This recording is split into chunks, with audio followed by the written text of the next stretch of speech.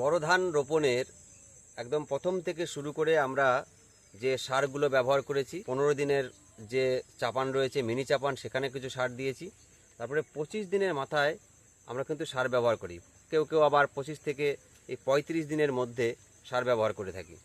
তো এই সময়তে আমরা যে সারগুলো ব্যবহার করব, সেগুলো গাছ যেমন ধীরে ধীরে গ্রহণ করবে, তার সঙ্গে সঙ্গে গাছে বিভিন্ন প্রকারের যে পোকাগুলো রয়েছে, যেমন সবুজ ফড়িং, এছাড়া ব্রাউন কালারের যে ফড়িংগুলো রয়েছে, যেটাকে আমরা বলে থাকি ঘাস ফড়িং, এছাড়াও মাজরা পোকার উপদ্রব কিন্তু অধিক পরিমাণে বাড়তে দেখা যায়।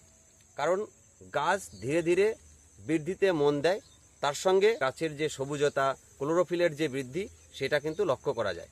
ফলে গাছ যেমন বাড়তে থাকে, তার সঙ্গেই পোকার যে উপদ্রব সেটাও কিন্তু বাড়তে থাকে। তো এই জন্য আমাদের এই গাছগুলোতে যেন কোনো প্রকারের পোকা আক্রমণ করতে না পারে। মাজরা পোকা, এই পোকাগুলো কিন্তু দেখবেন একদম গাছের একদম ভিতর থেকে কিন্তু কেটে দেয়, যেটা ছিদ্রকারী পোকা।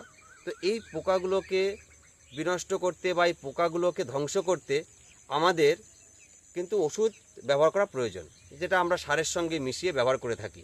এবং আমি কিছুদিন আগে একটা ভিডিও রেখেছি, সেখানে কিন্তু আমি আমার জমিতে সার ব্যবহার করেছি এবং তার সঙ্গে এই যে মাজরা পোকা নাশক, এছাড়া অন্যান্য যে ঘাস ফড়িং জাতীয় যে পোকাগুলো রয়েছে, সেগুলো মারার জন্য আমি কিন্তু ওষুধ ব্যবহার করে সেরেছি। গাছের 100% সুরক্ষা দিতে বিভিন্ন ধরনের, যেহেতু কোম্পানির বাজারে মার্কেটে পাওয়া যাচ্ছে ওষুধ, সেই ওষুধগুলোর মধ্যে যে কোনো একটা আমরা বেছে নেব। সবচেয়ে ভালো কোন ওষুধটি আমরা জমিতে ব্যবহার করলে ভালো হবে, সেই সমস্ত বিষয় এক এক করে তুলে ধরবো আজকের ভিডিওয়ে। আমি অমৃত, আমার ইউটিউব চ্যানেল কৃষি সামগ্রী আপনাদের প্রত্যেককে স্বাগত জানাই। ধান গাছগুলো একবার লক্ষ্য করুন, একদম জমিতে কোনো প্রকারের পাতা যে হলুদ, সেই হলুদ ভাব নেই।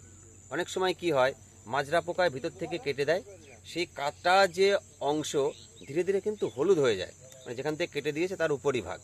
এবং তার সঙ্গে সঙ্গে গাছে ছিদ্রকারী বা যে মোড়ক লাগা যে পোকাগুলো থাকে, পাতাগুলোকে মোড়ক ধরিয়ে দেয় যে পোকাগুলো, সেই পোকাগুলোও কিন্তু একদম নেই। একদম ক্লিয়ার আপনারা জমিটিকে দেখতে পাচ্ছেন।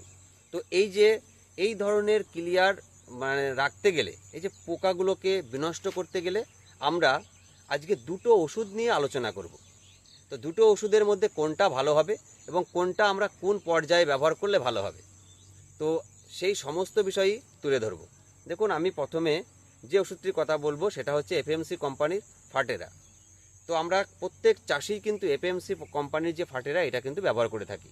এটা একটি দানাদার ওষুধ এবং এর প্রধান একটি উপাদান রয়েছে, সেটা হচ্ছে ক্লোরান্টা নিলিফল 0.4% জিআর।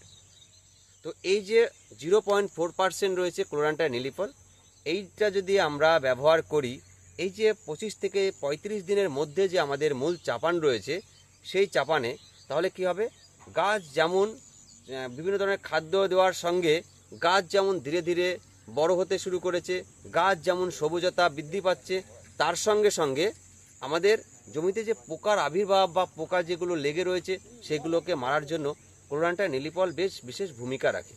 তাহলে এই যে মাজরা পোকা যেগুলো রয়েছে, সেই মাজরা পোকাকে মারতে খুব সুন্দর কিন্তু কাজ করে ক্লোরান্টা নিলিফল। তো ক্লোরান্টা নিলিফল যদি আমরা ব্যবহার করি, তাহলে মাজরা পোকার একদম লার্ভা থেকে শুরু করে একদম পূর্ণ বয়স্ক যে মাজরা পোকাগুলো থাকে, সেগুলোকে মারতে সাহায্য করে, যেন জমিটিকে একদম সুরক্ষা প্রদান করে। এর সঙ্গে সঙ্গে অন্যান্য যে পোকাগুলো রয়েছে, সেগুলোকেও ধীরে ধীরে বিনষ্ট করে দেয়।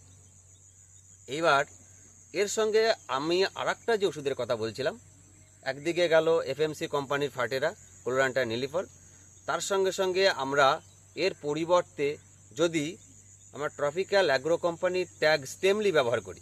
দেখুন, এবছর কিন্তু আমি ট্রপিক্যাল অ্যাগ্রো কোম্পানির ট্যাগ স্টেমলি ব্যবহার করেছি এই প্রধান চাপানে।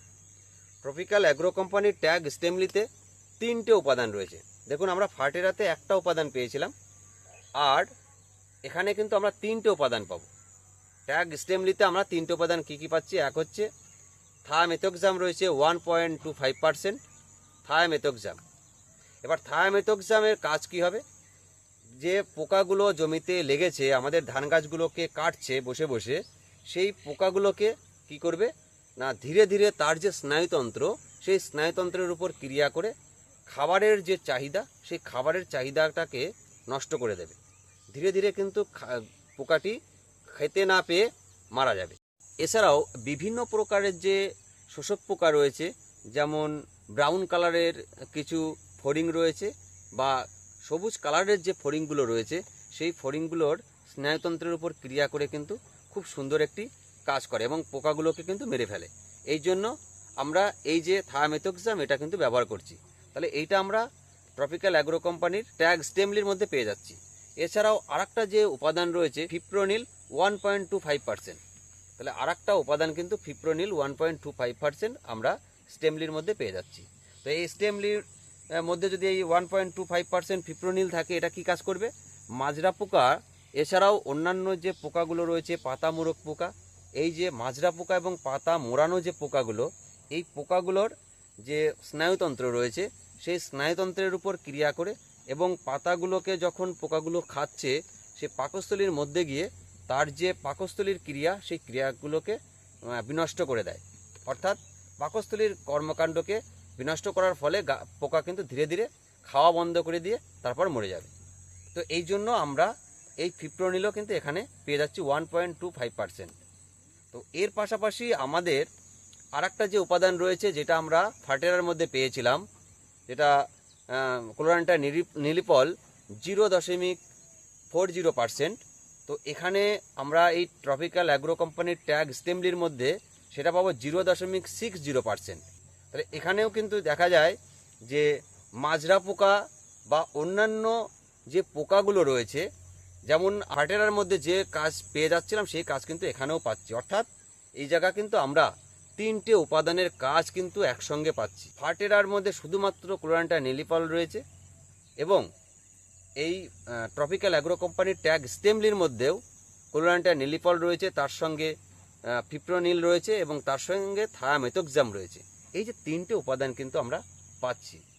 এই জন্য যদি অতিরিক্ত মাত্রায় আপনাদের মাজরা পোকা বা অন্যান্য যে শোষক পোকা বা এই যে ফড়িং জাতীয় পোকাগুলো যদি লেগে থাকে, তাহলে স্টেমলি ব্যবহার করা সবচেয়ে ভালো হবে। তাহলে এই যে চাপানে আমরা যদি দেখি অতিরিক্ত মাত্রায় পোকা লেগে রয়েছে, তাহলে আমরা সেই ক্ষেত্রে যে স্টেমলি রয়েছে সেটা আমরা ব্যবহার করব। আর যদি শুধুমাত্র দেখি মাজরা পোকা লেগেছে, তাহলে আমরা সেই ক্ষেত্রে আমরা এফএমসি কোম্পানির যে ওষুধটি রয়েছে ক্লোরান্টা নিলিপল ফার্টেরা, এইটা আমরা ব্যবহার করব। তাহলে যদি অতিরিক্ত মাত্রায় লেগে থাকে তাহলে আমরা স্টেমলি, ট্রপিক্যাল অ্যাগ্রো কোম্পানির স্টেমলি ব্যবহার করব প্রতি 1 বিঘা জমিতে 650 গ্রাম সারের সঙ্গে মিশিয়ে আমরা পুরো জমিতে ছিটিয়ে দেব। 33 শতক জমিতে 650 গ্রাম।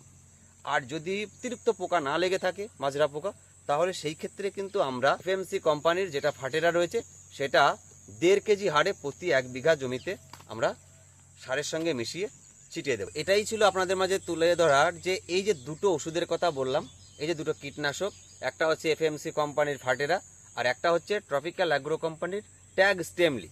এই দুটোর মধ্যে আমরা কোনটা কোন সময়তে আমরা ব্যবহার করতে পারবো।